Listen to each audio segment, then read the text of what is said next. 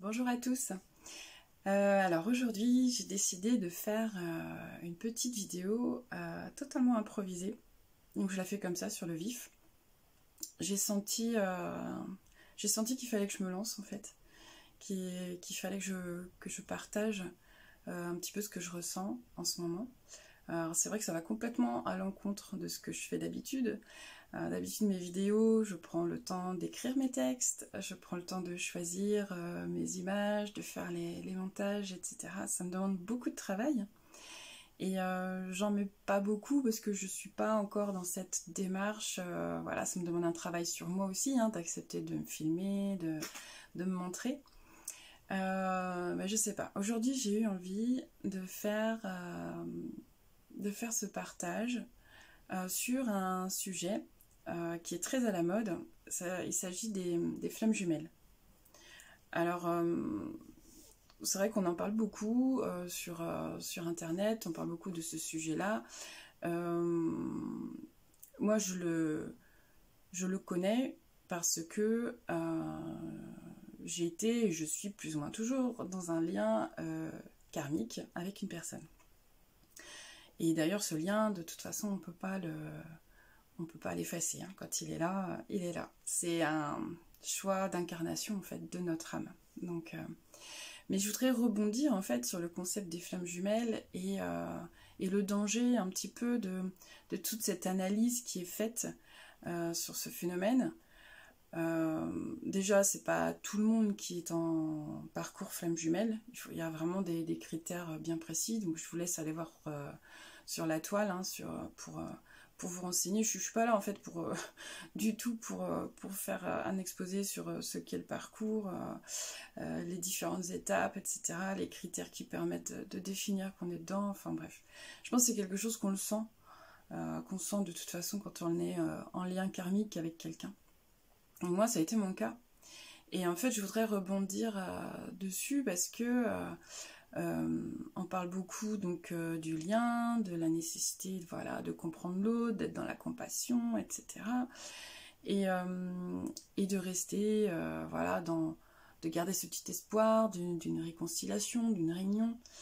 Je voudrais quand même dire que le parcours flamme jumelle, c'est un lien karmique, donc c'est un lien qui fait mal. Ça fait travailler sur nos blessures. Donc si notre âme elle a décidé de s'incarner et de vivre ça, c'est un sacré chemin initiatique en fait, hein. C'est super costaud. Moi je suis passée par des montagnes russes émotionnelles.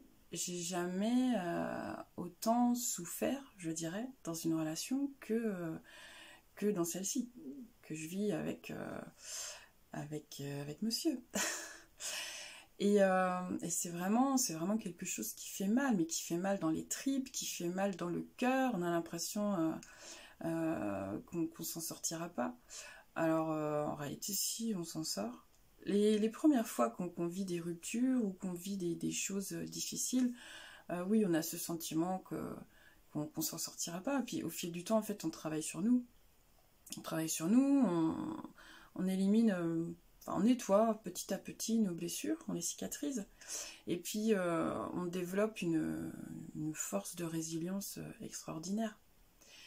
Mais ce sur quoi je voulais rebondir, c'est que à un moment donné, il faut se rendre compte du lien, c'est que flamme jumelle ou pas, ça devient un lien toxique.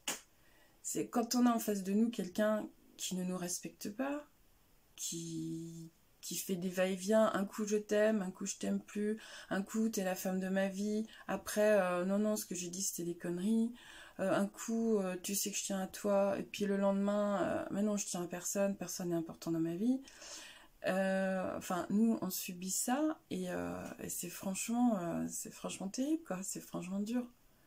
C'est un coup je veux te voir, ça dure une semaine, c'est génial, c'est magique, et puis la semaine suivante, c'est silence radio, tu comptes plus pour la personne, il va te rejeter comme si t'étais rien, et toi parce que tu l'aimes et parce que tu t'attaches à ce concept aussi de lien d'âme, la prochaine fois qu'il va te proposer de te voir, bah, tu vas accepter, et tu vas te contenter en fait des miettes, de toutes les petites miettes, toutes les petites choses voilà, qui peut te donner.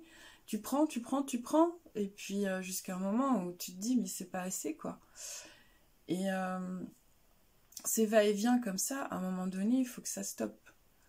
Donc il faut se rendre compte que ce lien karmique, même si à la base c'est beau, c'est un lien d'âme, c'est un lien qui devient très vite toxique. Toxique pour la personne qui est celle qui est compatissante, là, hein, celle qui est dans le cheminement, celle qui travaille sur elle, qui est dans l'éveil, on va dire. C'est super douloureux, super difficile. Donc à un moment donné, il faut ouvrir les yeux et dire stop. C'est nous qui devons passer en premier, en priorité, et notre bien-être, notre bonheur.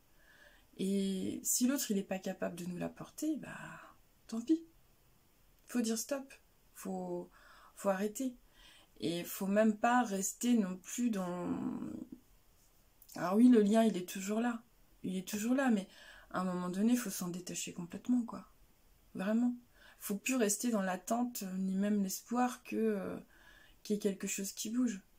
Parce que ça veut dire qu'on reste encore dans la dépendance. Si on reste dans l'attente et l'espoir, on reste dans la dépendance de ce lien. Donc il faut réussir à dire stop. Et je crois que il y a un moment donné, il y a la goutte d'eau. Il y a la goutte d'eau qui fait tout déborder. Il y a le manque de respect de trop. Et là, on se dit, mais non, c'est plus possible. C'est plus possible, je peux plus accepter ça. Et là, bah, il faut dire stop. Il faut dire stop et puis se détacher du lien complètement. Donc je voulais juste rebondir là-dessus parce qu'il y a beaucoup de vidéos en fait qui parlent justement du lâcher-prise, du détachement. Mais je pense que ce lâcher-prise et ce détachement, il passe justement par la réalisation que c'est toxique, que ce lien, il est toxique et qui nous bouffe. Autant au début, il nous a fait travailler, il nous a fait beaucoup travailler hein, sur nos blessures, mais il arrive un moment donné où je pense qu'on a suffisamment bossé et on se rend compte que c'est toxique, c'est plus bon pour nous du tout, du tout, du tout. Donc voilà, faut jamais laisser quelqu'un avoir du pouvoir en fait sur vous. Non, les seules personnes qui doivent diriger nos vies, c'est nous-mêmes. Et on mérite tellement mieux quoi. On mérite d'être aimé, on mérite que quelqu'un soit au petit soin avec nous, voilà, qui reconnaisse notre valeur, notre beauté. Donc faut pas rester dans des relations comme ça. Faut avoir conscience que cette relation nous a aidés au début, voilà, que c'est un lien d'âme, qu'il fallait qu'on en passe par là, mais après, il faut dire stop, terminé. Et peu importe ce qui se passe par la suite. Alors oui, les concepts des flammes jumelles, ça nous dit que quand on fait ce switch là, le switch du chaser, comme on dit, quand on fait ce revirement, qu'on se détache complètement, qu'on fait même le deuil en fait de la relation, de tout ce qu'on a vécu avec cette personne, c'est là que l'autre en fait il va se réveiller normalement. Et en fait il faut pas faire ce switch en espérant que l'autre se réveille, parce que ça veut pas dire qu'il va se réveiller. Moi le mien, je suis pas persuadée qu'il va se réveiller. Et je sais qu'il tient à moi. Je sais que tout ce qu'il m'a dit ces derniers mois, quand il a ouvert son cœur, c'était sincère. Je le sais très bien. Il a ensuite nié, il est revenu dessus. Je sais qui il est au fond de lui. Je sais que c'est quelqu'un de bien. C'est une bonne personne. Comme tout le monde d'ailleurs, on a tous du bon en nous. Mais le fait que voilà, pendant une semaine c'était magique, c'était super, et que après ils reviennent dessus, ils me disent non mais ce que je t'ai dit hier c'était des conneries. Et puis le mois suivant il recommence, et puis on retombe dans le truc, il nous réouvre son cœur, il nous redit des belles choses, et puis une semaine après, ah bah non, je le pensais pas. Non mais c'est pas possible. À un moment donné, faut bien voir qu'on a tous nos blessures. On a tous eu des épreuves à traverser dans la vie, on a tous eu des trucs pas cool avec les gens, avec la vie, c'est comme ça fait partie du chemin. Chacun a ses blessures, et tout le monde n'est pas... tout le monde ne se transforme pas en bourreau à cause de ses blessures. Je veux dire, on a été blessé, mais c'est pas pour autant qu'on va faire du mal aux autres. Alors peut-être qu'à une époque, oui, on a pu le faire inconsciemment aussi, mais voilà, quand tu travailles dessus, que tu es dans un cheminement personnel, bah, tu évolues et puis tu te rends compte de tout ça et tu veux plus remettre la responsabilité de tes malheurs sur les épaules des autres en fait. Donc non, on a tous eu nos épreuves, on a tous eu nos blessures, mais à un moment donné, on prend le taureau par les cornes et on travaille dessus, quoi. Et c'est pas pour ça qu'on va être injuste, irrespectueux envers les autres. Quand quelqu'un en arrive là à être irrespectueux et même limite méchant, même s'il s'en rend pas compte, cruel, non, c'est pas possible, faut lui dire stop, quoi. C'est toxique. Donc les gens qui sont toxiques, bah, faut s'en couper. Voilà. C'était mon petit partage d'aujourd'hui.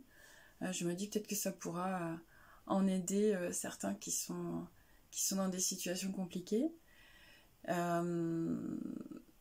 Et il faut garder la foi, parce que faut garder la foi, mais en nous, la confiance en nous, parce que après ces moments difficiles, on peut retrouver la paix, la joie, le bonheur.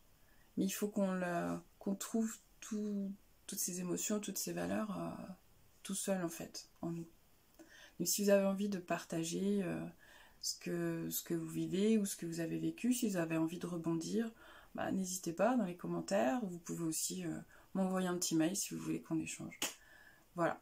Donc je vous souhaite une très belle journée et puis courage, force à vous.